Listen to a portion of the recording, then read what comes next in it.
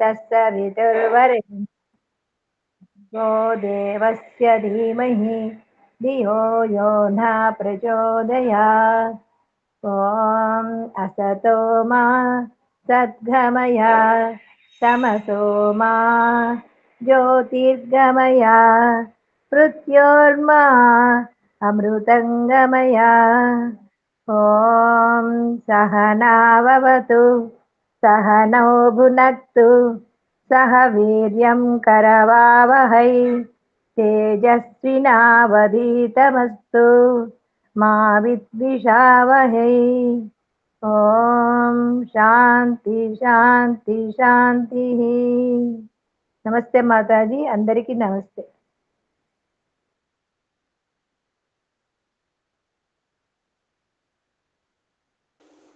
అందరికీ నమస్తే. ఈరోజు మనం సాధనా పాదంలోని 43వ సూత్రం గురించి తెలుసుకునే ప్రయత్నం చేద్దాం. కాయేంద్రియ సిద్ధిరశుద్ధిక్షయాత్ తపసః అంటాడు. అంటే తపస్సు అంటే ఏమిటి? జనరల్ గా మనం ఏం తెలుసుకున్నాము? తపస్సు అంటే ద్వంద్వ సహనము అనుకున్నాం. కానీ నేను మీకు దాన్ని కూడా వివరణ ఇచ్చా. ద్వంద్వ సహనము అనేది స్థూలము, మనస్సులో వికారాలు రాకుండా మనని మనము నియంత్రించుకునే శక్తి కూడా తపస్సే అనబడుతుంది. కావున తపస్సు అనే పదమునకు ఒకప్పుడు ప్రారంభములో ద్వంద్వ సహనము అన్న అర్థం తీసుకుంటే, ఇప్పుడు ఎలా ప్రాథమిక విభాగం ఉంటది విద్యాలయంలో, మధ్యమ విభాగం ఉంటది, ఉన్నత విభాగం ఉంటది, తర్వాత శాస్త్రీయ విభాగం ఉంటది, తర్వాత డాక్టరేట్ విభాగం ఉంటది. అయితే ప్రాథమిక విభాగంలో అదే పదమునకు వాళ్ళకు అర్థమయ్యేలాగా చెప్పబడుతుంది. కానీ అదే అర్థాన్ని డాక్టరేట్ పట్టా తీసుకున్న వాడికి చెబితే వివేకము వికసింపబడలేదని అర్థమవుతుంది. అందుకని ఇక్కడ మనం తెలుసుకోవాలి, తపస్సు అంటే ద్వంద్వ సహనం. ఎటువంటి ద్వంద్వ సహనము?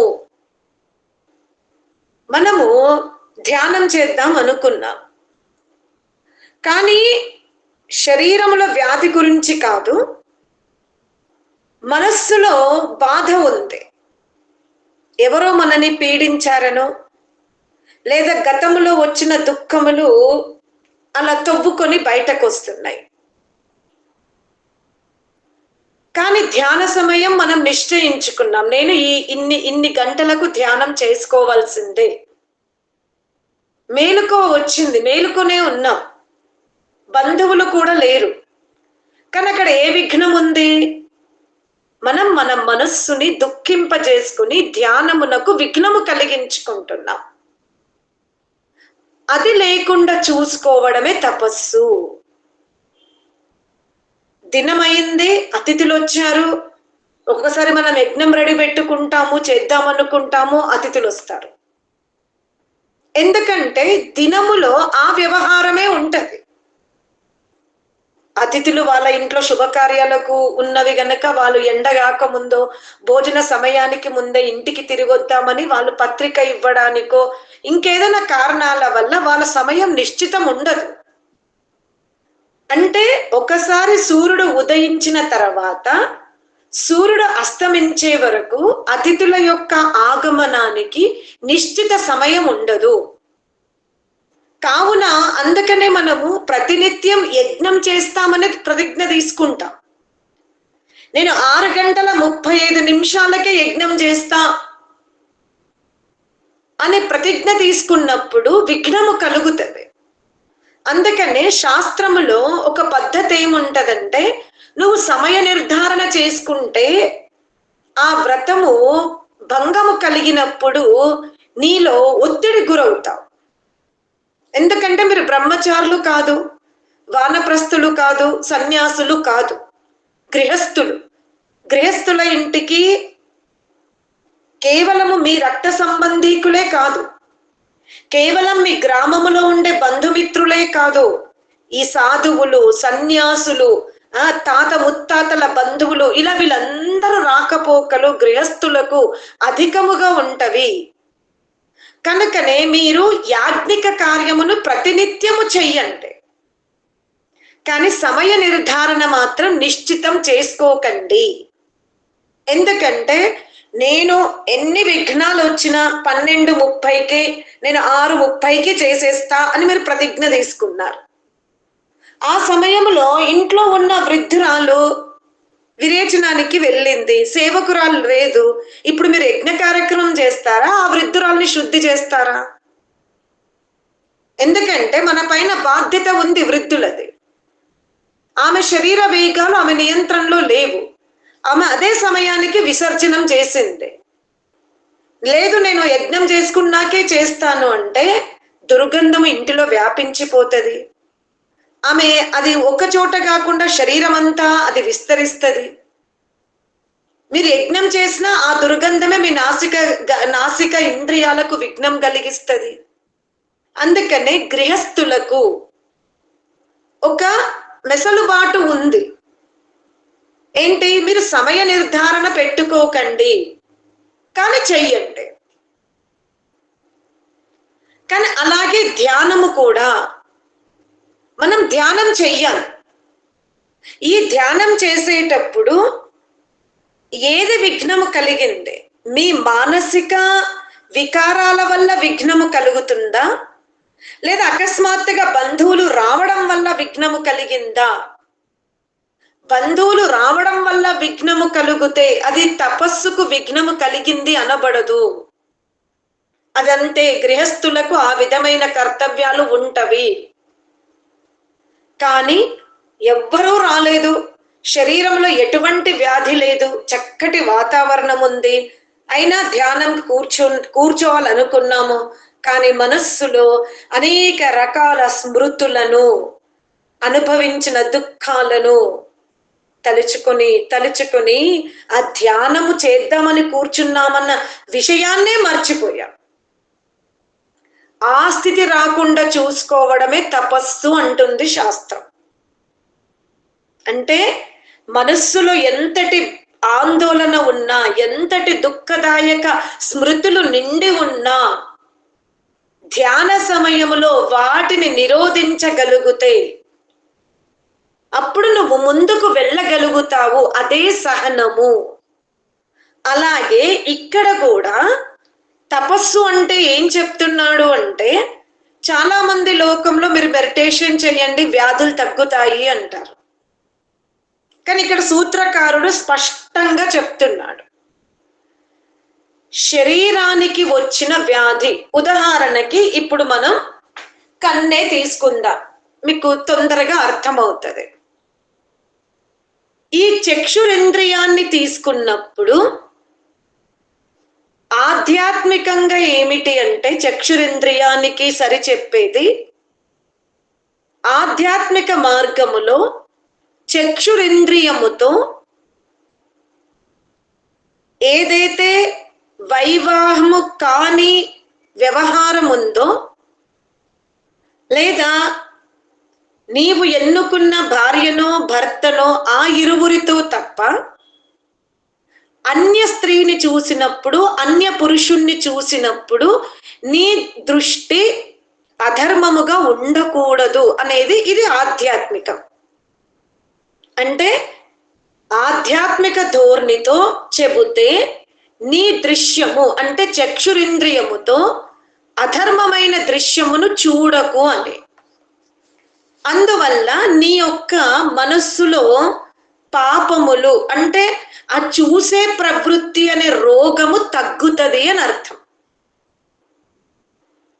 అంతేగాని కంటిలో మోతి బిందు వచ్చింది, దానికి మెడిటేషన్ చేస్తే ఆ వ్యాధి తగ్గుతుందా అంటే తగ్గదు. అది చికిత్స సంబంధించిన రోగం. అది చికిత్స ద్వారానే ఆ వ్యాధి దూరం అవుతుంది. అలాగే ఇప్పుడు మన వాక్కు ఉంది, నోరు ఉంది. ఈ నోరును చాలా జాగ్రత్తగా ఉపయోగించుకోవడము, అలా నియంత్రించుకుంటేనే నీకు కొన్ని అవగుణాలు నియంత్రణలోకి వస్తవి. మౌన వ్రతము అనేది ఆధ్యాత్మికం. కానీ నోరు పుచ్చిపోయింది, దానికి మెడిటేషన్తో సంబంధం లేదు.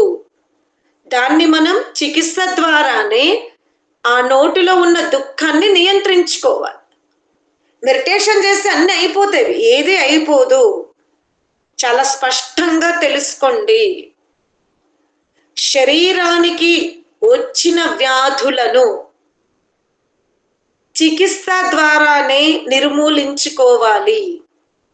అంతేకాని ధ్యానం చేస్తే ఈ రోగం పోతుంది, ధ్యానం చేస్తే ఆ రోగం పోతుంది అని సగ జ్ఞానముతో మనము సిద్ధాంత ప్రచారం చెయ్యకూడదు.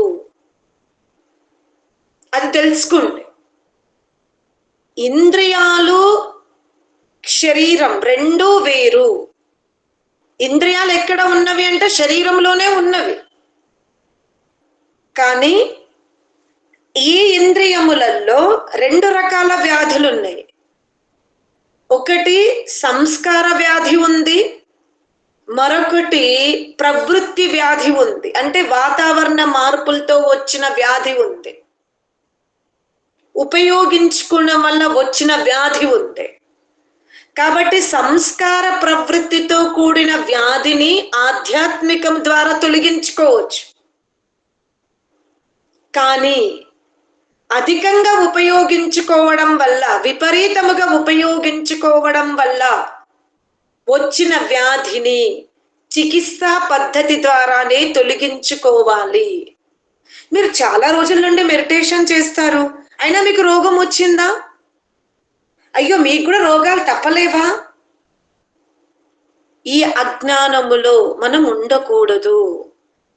శరీరములో దీర్ఘకాల వ్యాధులు రావచ్చు. మీరు నామకరణం జాతకర్మం తీయండి. జాతకర్మ సంస్కారములో తండ్రి ఏం కోరుతున్నాడు? ఈ బిడ్డ ఈ లోకానికి వచ్చింది, ఈ లోకానికి వచ్చినప్పుడు ఈమెకు విద్యా బుద్ధులు నేర్పించే బాధ్యత నాదే. కానీ కొన్ని శరీర ధర్మాలున్నవే, ఆ శరీర ధర్మాలకు ప్రకృతికి సంబంధించిన దేవతల్ని అడుగుతున్నాడైన. సోమ ఓషధీభి ఆయుష్మంతః తే వనస్పతిభి ఆయుష్మంతః. నా బిడ్డకు ఎప్పుడైనా శారీరక వ్యాధి వస్తే అప్పుడు మేము నీ దగ్గరికే వస్తాము, ఓ సోమలత, ఓ ఔషధ దేవతల్లారా. దయచేసి నా బిడ్డ శరీరములో ఉన్న వ్యాధికి ఔషధము లేని దుర్భర స్థితి ఉండకూడదని తండ్రి పుట్టినాడే కోరుకుంటున్నాడే. పుట్టిన 10-20 నిమిషాలలోనే కోరుకుంటున్నాడు అంటే ఎంత సుదీర్ఘమైన నాలెడ్జ్ ఉంది వేదాది శాస్త్రాల యందు. కానీ మనం వాటిని పక్కన పెట్టేస్తాం, తెలుసుకోము. సగం జ్ఞానముతో ధ్యానం చేస్తే రోగాలు రావు, ధ్యానం చేస్తే రోగాలు రావని ఎవరన్నారు? ధ్యానము చేస్తే అంతర్గత వ్యాధులు రావు. కానీ ఆల్రెడీ ఏవైతే ఈ పంచభూతాల ద్వారా నిర్మాణమైన వ్యాధి శరీరం ఉందే, అందులో తప్పకుండా వ్యాధులు వస్తవి. ఆ వ్యాధులకు మెడిటేషనే అని ఎలా అంటారు మీరు? ఔషధమే. అందుకే చెప్తున్నాడు, योग को गलत इस्तेमाल मत कीजिए అంటున్నాడు ఈ సూత్రములో. యోగ చేస్తే ఇది పోతుంది, యోగ చేస్తే అది పోతుంది అని మనము తప్పుడుగా ఉపయోగించకండి. ధ్యానం అనే పద్ధతిలో ఇంద్రియాలు ఏవైతే అధర్మ విషయ సేవన చేస్తుంటావో, ఆ అధర్మ విషయ సేవన ప్రవృత్తి ఎంత తీవ్రంగా పెరిగిపోతుందంటే అందులో అతను మునిగి తేలి చివరికి మానవ జన్మ నుండి కూడా పతనమైపోతాడు. ఉన్నప్పుడే పతనమయ్యాడు కాబట్టి మానవ శరీరాన్ని ధరించి పశు ప్రవృత్తితో ఉన్నాడు. మనం అనుకుంటాం మరణించిన తర్వాత మనం పతనం అవుతామా? మరణించిన తర్వాత ఎలాగో పతనమే అవుతాం. కానీ బ్రతికున్నప్పుడే చూడండి పశు ప్రవృత్తి అయిపోతుంది. ఒకరిని హింసించడం, ఒకరిని అత్యధిక కఠోరంగా మనం బాధ పెట్టడం, నోచిక తినడం, ఇవి మన మానవీయ ప్రవృత్తులు కాదు. ఇదంతా పశు ప్రవృత్తి. అందుకనే శాస్త్రం ఏమంటుంది అంటే, ఇంద్రియాలు విషయ సేవన చేస్తున్నప్పుడు ఏవైతే నీ జన్మకు బలీయమైన కారణమవుతున్న దుర్భర సంస్కారాలున్నాయో వాటిని నీవు నియంత్రించుకునే శక్తి నీకు ధ్యానము ద్వారా లభిస్తుంది అన్నాడు. ఇంద్రియాల ద్వారా జన్మ జన్మాంతరాల నీచ బలీయమైన దృఢమైన చెడు ప్రవృత్తిని కూడా నియంత్రించుకొని సక్రమ మార్గములో వెళ్ళే శక్తి ధ్యానమునకు ఉంది. అంతేకాని ముక్కు రంధ్రాలలో బొక్క పెరిగిన, కండ్లల్లో ఏదైనా వ్యాధి వచ్చినా, చెవులల్లో ఏదైనా వ్యాధి వచ్చినా, గొంతులో ఏదైనా వ్యాధి వచ్చినా దానికి యోగముతో అనగా ధ్యానముతో ముడిపెట్టకండి. అది చికిత్సా మార్గము ద్వారానే తొలగించుకోండి. మేము ధ్యానం చేసినా, ఉదయం లేసినాము, వేడి నీళ్ళే తాగుతున్నాము, చాలా ప్రాణాయామం చేస్తున్నాము, అయినా మాకు రోగాలు వచ్చాయి. అరే, నువ్వు జీవించే విధానం ఎక్కడుంది? నీవు నిజముగా నీ పరిధిలో నియమిత జీవితం గడుపుతున్నావు, సంతోషమే. కానీ నువ్వు ఏదైతే నీరు త్రాగుతున్నావో, ఏదైతే భోజన పదార్థాలు తీసుకుంటున్నావో అవి నీ పరిధిలో ఉత్పత్తి జరుగుతున్నాయా? నీ ఆధీనంలో వాటి ఉత్పత్తి ఉందా? ఆ ఉత్పత్తి వెనుక ఎటువంటి పదార్థాలను ఉపయోగిస్తున్నారో నీకు తెలుసా? అది ఎంత పవిత్ర మార్గంలో వచ్చింది, ఎంత శుద్ధి మార్గంలో వచ్చింది, ఎంత సహజంగా పండింపబడిందో మనకు అవగాహన ఉందా? తీసుకునే ఆహారము వల్ల పంటలు మనం పండించుకోవడం లేదు. చివరికి మీరు భగవత్ తత్వాన్ని ఒక విగ్రహ రూపంలో ప్రతిష్ఠింప చేసుకున్నారే, ఆ ప్రతిష్ఠింప చేస్తున్న విగ్రహానికి పెట్టే పువ్వులు కూడా మీరు ఉత్పత్తి చెయ్యరు. ఆ పుష్పమును వాడిపోకుండా వాడు ఎంత కెమికల్స్ వేసాడో మీకు తెలియదు. దాన్ని మీరు పట్టుకుని దేవుడికి అర్పించారు. అక్కడ అదే చెయ్యితో మీరు కడుక్కోకుండా తీర్థం తీసుకుంటారు, ప్రసాదం తీసుకుంటారు. ఆ కెమికల్స్ మీ కడుపులోకి పోవని ఎలా అనుకుంటారు? దానికి పరమాత్మునితో ఎలా ముడిపెడతారు? మేము ఇంత దాన ధర్మాలు చేసినా, ఇంత నియమిత జీవితముగా ఉన్నా, ఇన్ని గ్లాసుల నీళ్లు త్రాగినా మనకు వ్యాధి వచ్చింది. మనం ఏమైనా మన ఇంటి ముందు బావి నీళ్లు త్రాగుతున్నామా? మనం ఏమైనా మన పరిధిలో పండిన పంటను తింటున్నామా? మనం ఏమైనా మన గ్రామంలో పండిన పత్తితోనే వస్త్రాలు తయారు చేసుకుంటున్నామా? మనము ధరించిన చెప్పులు ఏదైతే చర్మం ఉందో అది మన గ్రామీణ జంతువు యొక్క చర్మమా? ప్రతిదీ కూడా మనము కొన్ని వేల కిలోమీటర్ల దూరం తయారయ్యే వస్తువుని మనం ఉపయోగించుకుంటున్నాము. ఆ వస్తువు ఈ వాతావరణానికి వేడెక్కకుండా, ఈ వాతావరణానికి అనుకూలంగా ఉండేలాగా ఎన్ని రకాల మందులు ఉపయోగించి అది మన శరీరానికి ఎంత హాని కలుగుతుందో దాన్ని మనం ఎలా పరమాత్మునితో ముడిపెడతాము? అందుకనే కాయేంద్రియ అశుద్ధిక్షయ అంటే శరీరము ద్వారా లేదా ఇంద్రియాల ద్వారా అశుద్ధమైన మార్గము ఎన్నుకోకపోవడమే తపస్సు. నేను నోటితో ఏమననండి, కానీ నేను మాంసపు కొట్టువాడి దుకాణం ముందు కూర్చుంటా. నేను దొంగతనం చెయ్యమని చెప్పనండి, కానీ నేను తప్పులు చేసేవాడితో ఫ్రెండ్షిప్ గా ఉంటా. అంటే అది మొదటి రోజు నిన్ను ప్రభావితం చెయ్యకపోవచ్చు, ఒక సంవత్సరం వరకు నిన్ను ప్రభావితం చెయ్యకపోవచ్చు, కానీ ఏదో ఒక రోజు నీ ప్రవృత్తిలో మార్పు వస్తుంది. అందుకనే కాయమునైనా సరే, ఇంద్రియాలనైనా సరే అధర్మ మార్గము వైపు వెళ్ళకుండా మనం చాలా జాగ్రత్త పడాలి. ఎవరింట్లో అంటే వాళ్ళ ఇంట్లో భోజనం చేయడం. మాకు కుల మతాలు లేవండి, మేము తినేస్తాము. అలాగే ఒకరు మరణించారు, దుఃఖం ఉంది, మేము చావైపోయింది, వాళ్ళ ఇంట్లో తింటాము. అరే, ఏ ఇంట్లో మృత్యువు జరిగిందో ఆ చనిపోయిన వ్యక్తి యొక్క మృత్యువు కణాలు అవి ఇంకా నిర్బలము అయినాయో లేవో కూడా మనకు తెలియదు. ఆ ఇంటి వాళ్ళు ఆ దుఃఖమును సహించుకునే శక్తికి వచ్చారా లేదో కూడా తెలియదు మనకు. అటువంటి వారింటికి వెళ్ళి మనం భోజనం చేద్దాం, ఇది శాస్త్రీయము కాదు, తినొచ్చు అని మనం ఎలా అనుకుంటున్నాం? ఆ ఇంటిలో వ్యాధి కణాలు ఇంకా బలహీనం అవ్వలే. ఆ ఇంటి వాళ్ళు ఆ దుఃఖమును సహించి శక్తివంతులు తయారవ్వలేదు. అటువంటి మానసిక బలహీన స్థితిలో, బలహీనమైన వాతావరణములో మీరు వెళ్ళి మేము కూర్చుంటాము, భోంచేస్తాము, నీళ్లు త్రాగుతాము, మాకు వ్యాధులు రావద్దు అంటే ఎలా జరుగుతుంది?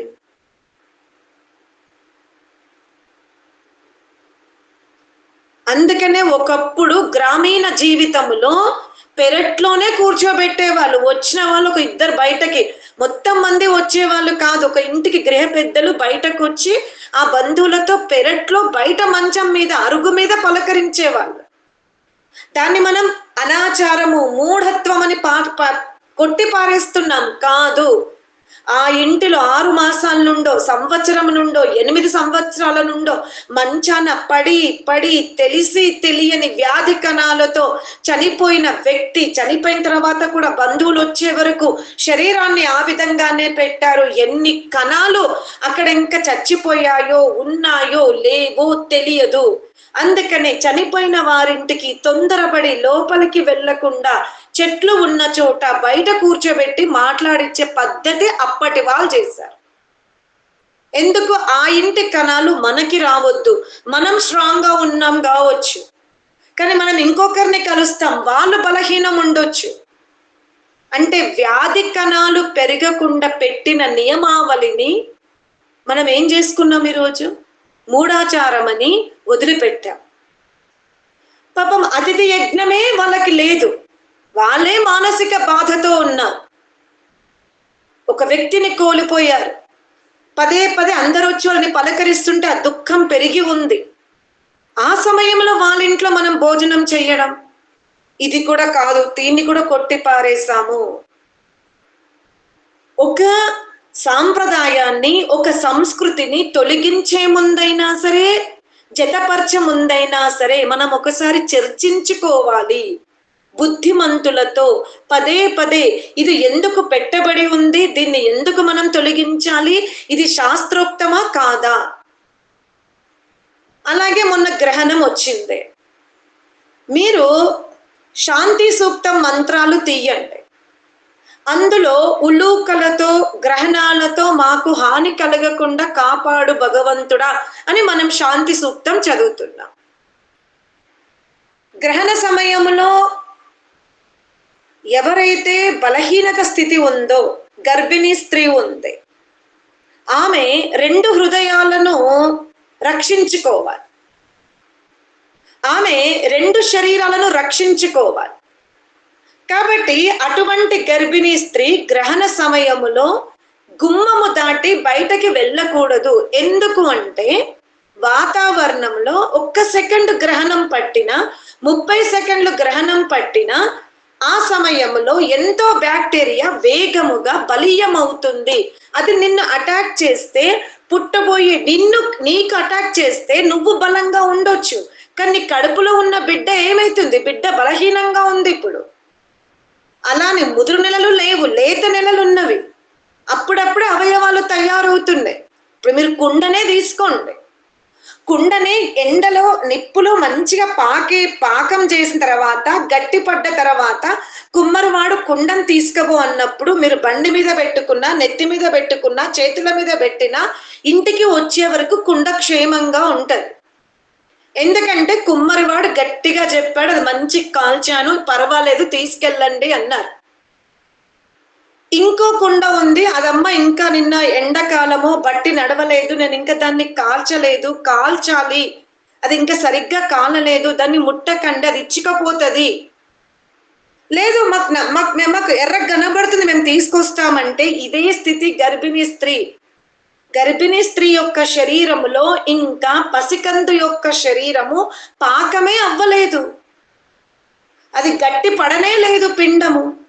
ఆ సమయములో ఆమె ప్రతి విషయంలో జాగ్రత్తగా ఉండాలి, వాతావరణంలో జాగ్రత్తగా ఉండాలి, ఆహార పదార్థాల యందు జాగ్రత్తగా ఉండాలి, ప్రయాణం చేసేటప్పుడు జాగ్రత్తగా ఉండాలి, అరుగులు దిగేటప్పుడు జాగ్రత్తగా ఉండాలి, బండి ఎక్కేటప్పుడు జాగ్రత్త ఉండాలి. అంటే ఆమె ఎంత జాగ్రత్తగా ఉంటే లోపల శిశువు శరీరం గట్టిపడుతుంది.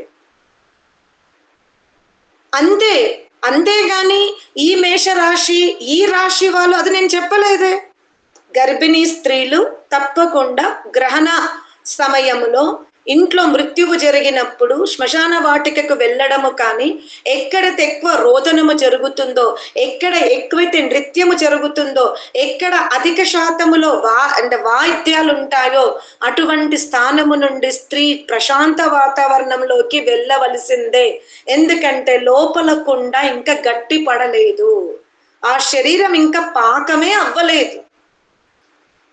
అటులనే పసిపిల్లలు, అటులనే వృద్ధులు, దీర్ఘకాల వ్యాధులు, వాతావరణంలో ఒక్క సెకండ్ కాదు, ఒక్క ఉన్మేషము ఇన్బ్యాలెన్స్ అయినా అది అటాక్ చేసే అవకాశం ఎక్కువ ఉంటుంది. కావున మనం ఆ సమయములో ఆహార పదార్థాల మీద ధ్యాస కాకుండా మనస్సు మీద ధ్యాస పెట్టుకుని ధ్యానం చేసుకోవాలి. సామాన్యంగా గృహస్థుల ప్రవృత్తి వంట వార్పుల మీద ఉంటది, ఓపికను లేకపోతే సంయమము చెయ్యరని ఆ సమయంలో మీరు భోజనాదులు స్వీకరించకండి. ఎందుకంటే తినొచ్చు అంటే ఈ పురుషులు రకరకాలు వండిపించుకుంటారు, స్త్రీలు రకరకాల వంటలు చేస్తూ ఉంటారు. అందుకని పెద్దవాళ్ళు ఏం పెట్టారు, ఈ కట్టెలు తేవాలంటే పెరట్లోకి వెళ్ళాలి, నీళ్ళు తేవాలంటే బావికాడికి వెళ్ళాలి.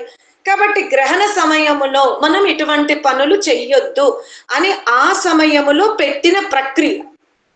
సరే, ఇప్పుడు మనకి అడవికి వెళ్ళట్లేదు, బావిలో నీళ్లు త్రవ్వట్లేదు, అందరం ఏసీ రూమ్లలోనే ఉంటున్నాం. మౌనంగా ఉండండి, ప్రశాంతంగా ఉండండి. ఆ ఒక్క 2 గంటలు తినకపోతే ఏమవుతుంది? దానికి రాశులకి జతపరచకండి, కానీ జాగ్రత్తలు తీసుకోవాల్సిందే. దీర్ఘకాల వ్యాధిగ్రస్తులు, బలహీనమైన మనస్సు గలవారు, లేత శరీరము లేత నెలలున్నప్పుడు వీళ్ళందరూ జాగ్రత్తలు తీసుకుంటేనే ప్రసవము కానీ వ్యాధులు కానీ అవి మనని దుఃఖింపజెయ్యవు. ఇంకొకరు ప్రశ్నిస్తారు, సత్యత ప్రకాశంలో చెప్పబడిందా అంటే దయానందుడు మతమతాంతరాల ఖండన. దయానందుని యొక్క ఉద్దేశము ఎందుకు నిరాకార తత్వాన్ని తీసుకోవాలి, ఎందుకు అవతారవాదమును మనం స్వీకరించరాదు అనే ఉద్దేశముతో సత్యత ప్రకాశం రాయబడి ఉంది. కానీ సత్యత ప్రకాశంలో ఉన్నదే ప్రపంచ జ్ఞానము అనుకోవడానికి లేదు.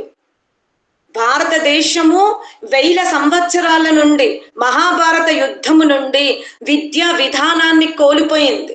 అది భౌతిక విజ్ఞానాన్ని కాదు కదా, చివరికి మహిళలు అరుగుల మీద ఆడడానికి కూడా స్వేచ్ఛ లేని బానిసత్వపు జీవితాన్ని అనుభవించారు. అటువంటి సమయంలో విద్య అంతా కూడా లోపించింది. అంటే ప్రపంచంలో లోపించలే, కేవలం ఆక్రమణ చేయబడిన దేశాల యందు విద్యా వ్యవస్థ లేకుండా పోయింది, బ్రతకడమే కష్టంగా మారింది. కానీ ఇతర దేశాలు ఏవైతే స్వతంత్రంగా పరిపాలించుకుంటున్నాయో, స్వతంత్రంగా ఉన్నాయో, ఆక్రమణకు గురి కాలేదో ఆ దేశాలు సైన్స్ పరంగా చాలా ఎదిగినవి, విజ్ఞాన పరంగా చాలా ఎదిగినవి. ఇప్పుడు ఒక 10,000 20,000 సంవత్సరాల నుండి విద్యా విధానానికి దూరం ఉన్న ఒక సంస్కృతిని, అసలు ఇక్కడ ఎంత దుర్భర స్థితి ఉన్నా పక్క దేశం ఎదిగిపోయిందే సైన్స్ పరంగా. ఇప్పుడు మనం ఆ సైన్స్ ని అందుకోవద్దు అని ఎలా చెప్తారు మీరు? మన దేశం గులామిగా ఉండింది, మన దేశం భయక్రాంతులకు లోనైంది, మన దేశంలో బ్రతకడమే కష్టమైన పరిస్థితి ఉండింది. కానీ పక్క దేశంలో కొన్ని సముద్రాలు దాటిన తర్వాత వాళ్ళకి ఇటువంటి ఆటంకాలు లేవు, మేధావులు వచ్చి చాలా వేగంగా నాలెడ్జ్ని ప్రోగు చేసుకున్నారు, ముందుకెళ్ళిపోయారు. ఇప్పుడు ఇది ఇక్కడ చెప్పబడలేదు, మేము అది స్వీకరించము అని అంటే దీనివల్ల ఎవరికి అనర్థం జరుగుతుంది? ఎవరు నష్టపోతారు? ఎవరైతే స్వీకరించమంటారో వాళ్ళే నష్టపోతారు. అంతేకాని ఏ ప్రపంచంలో అయితే విజ్ఞానం పెరిగి ఉందో, వాళ్ళు మనకంటే కొన్ని సంవత్సరాలు ముందుకు వెళ్ళిపోయారో, అటువంటి ప్రపంచ విజ్ఞానాన్ని నేను తెలుసుకోను, అది సతత ప్రకాశంలో రాయబడలేదు అంటే నేనేం చెప్పాలి చెప్పండి? దయానందుడు ఎంత స్పష్టంగా చెప్తాడు. మీరు ఋగ్వేదాది భాష భూమిక చదివేటప్పుడు విమాన శాస్త్రంలో ఏమన్నాడు దయానందుడు? వేగవంతమైన విమానాలను తయారు చేసుకొని ప్రపంచంలో ఎక్కడ వ్యాపారం వేగంగా వృద్ధి చెంది ఉందో, ఎక్కడ వేగవంతమైన వాహనాల యొక్క నిర్మాణం ఉందో మీరు వెళ్ళాలి, ఆ విద్య నేర్చుకోవాలి, కానీ నీ దేశానికి వచ్చి దాన్ని సేవా రూపంలో సమర్పించు అన్నాడు. అందుకే ఈరోజు మనం వెనకబడి ఉన్నాం. ఇక్కడ కూడా పతంజలి మహర్షి అదే చెప్తున్నాడు. కాయము అంటే శరీరములో వచ్చిన వ్యాధిని చికిత్సా పద్ధతి ద్వారానే తొలగించుకో, ధ్యాన పద్ధతి ద్వారా ఆ వ్యాధి తొలగదు. నీకు ధ్యానము చెయ్యడం వల్ల మానసిక ప్రశాంతత ఏర్పడుతుంది. మానసిక ప్రశాంతత నీకు ఒక రకమైన శక్తిని ప్రసాదిస్తుంది. నువ్వు ఆ శక్తితో నీ శరీరంలోని వ్యాధిని ఎదుర్కోగలుగుతావు. అంతేకాని ఔషధము సేవించకూడదు అనట్లేడు. ఔషధం సేవించవలసిందే. చికిత్సా పద్ధతి ద్వారా ఆ వ్యాధిని ముందు తొలగించుకో. కానీ నేను వ్యాధిగ్రస్తుణ్ణి అని నిన్ను నీవు వ్యాధిని వ్యాప్తింపజేసుకోకుండా ఉత్సాహంగా ఉండడానికి ధ్యాన ప్రక్రియ తప్పకుండా ఉపయోగపడుతుంది. అంతేకాని నీలో ఉన్న దీర్ఘకాల వ్యాధులు ధ్యానము ద్వారా తొలగిపోతాయి అన్న భ్రాంతిలో ఉండకండి. ఇంద్రియాలలో 2 రకాల దోషాలున్నవి. ఒకటి ఉపయోగించుకోవడం వల్ల వచ్చిన దోషం, ఒకటి పూర్వజన్మ సంస్కారిత దోషము. కాబట్టి ధ్యాన ప్రక్రియతో పూర్వజన్మ సంస్కార దోషాలు తొలగిపోతవి. ప్రస్తుతం కర్ణేంద్రియంలో వినికిడి లోపముందా, చక్షురేంద్రియములో కనబడని లోపముందా, నాసికేంద్రియంలో శ్వాస ప్రశ్వాస లోపముందా, వాటిని మాత్రం చికిత్సా విధానము ద్వారా ఆ దోషములను మనం తొలగించుకోవాలి. ఈ విధమైన జ్ఞానమును తెలుసుకొని శరీరాన్ని, ఇంద్రియాలను అధర్మ మార్గము వైపు పోనివ్వకుండా రక్షించుకోవడమే తపస్సు అని చెప్పే ప్రయత్నం చేశాడు. ఓం శాంతి శాంతి శాంతి.